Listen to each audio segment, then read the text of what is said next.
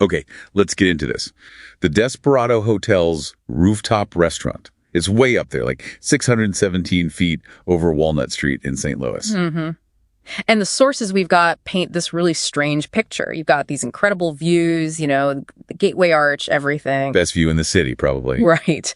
But then there's this dark side, this local talk about Peter Pan balcony leaping syndrome, which sounds ominous. Yeah, and the very real danger of stuff, people getting tossed over the terrace glass. It's only 5 feet high. And that sets up this huge conflict, especially for the main players here. You've got Tim Maldonado, security guard, hired to enforce the rules to the absolute letter. Okay, standard stuff. Well, here's the kicker. The guy has a crippling fear of heights, acrophobia, like paralyzing. He has nightmares about falling off that roof onto Walnut Street. Oh, wow. So his job is basically his worst nightmare. Pretty much. And then there's the owner, Rudy Roberts. This guy is obsessed, totally fixated on getting a 5-star rating. Wants that prestige. Yeah, and he wants this old world, best-in-class experience. He hates anything modern, complains about man buns, iBooks, and gluten burgers.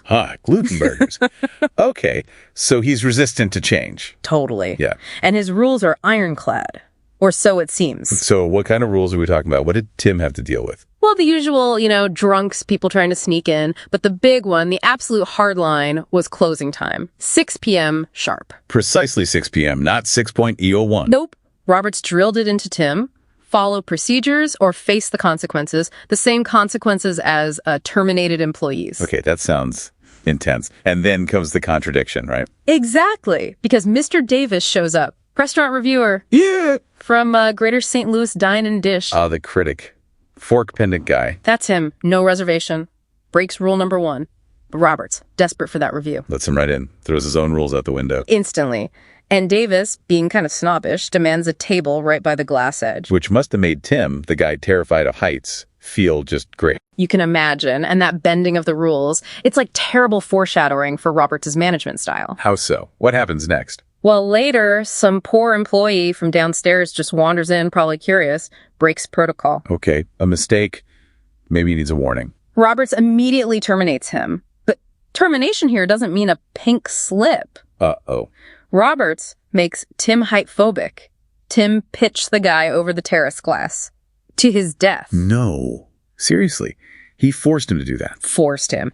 Then Roberts just calmly says he'll draft the paperwork for another employee suicide. Another one. Oh my God, that's horrifying. So the rules are just about lethal control. Absolutely. And after witnessing that, Tim realizes he has to know why 6 p.m. What's so critical about closing exactly then? So he decides to stick around past closing. He hides. Brave, considering what just happened. What does he find out? It involves the chef, right? Yeah, the chef. Always seemed a bit off. Weird accent, kind of wobbly.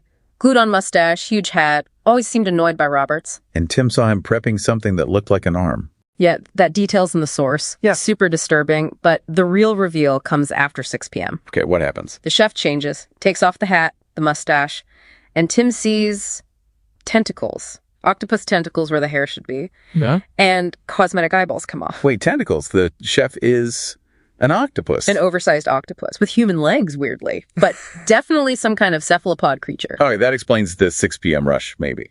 Does he need water? That's the key. The chef can only be out of water for, 45 minutes to an hour, max. So 6 p.m. isn't about closing the restaurant for guests. It's about the chef needing to get back into water, rejuvenate, and feed. Probably using that huge kitchen pot Tim saw, like a personal jacuzzi of death. A jacuzzi of... Okay. This gets worse, doesn't it? Yeah.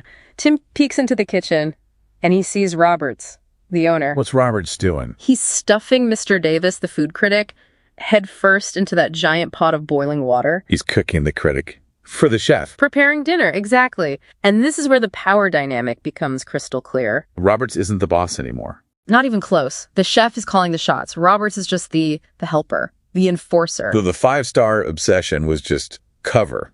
Completely. It was all about maintaining this deadly feeding schedule efficiently. And Tim witnesses the chef eating a pureed version of Davis. Oh, God. And then the chef just points at Tim hiding there and tells Roberts, pitch him out. Yeah, Roberts. Roberts knows Tim broke the real house rule. No snooping on the chef. Without a second thought, Roberts grabs Tim. And throws him over the edge. Hurls him over the terrace glass. Tim's worst nightmare comes true. That 617-foot drop onto Walnut Street, instant. Wow. So the whole restaurant, the rules, the five-star dream, it was all a front. A front for an extra aquatic entity that took over, demanding sacrifices and setting its own horrific schedule. The 6 p.m. closing was non-negotiable because the real boss needed its dinner and its bath. It really makes you think about those phrases like house rules or just following procedure, doesn't it? If the rules become absolute, even for the person supposedly in charge. Yeah, if the owner is just violently enforcing them because he's scared. Then you have to ask, who or what are those rules really serving? Where's the true power actually located? Something to keep in mind maybe the next time things feel a little too rigid.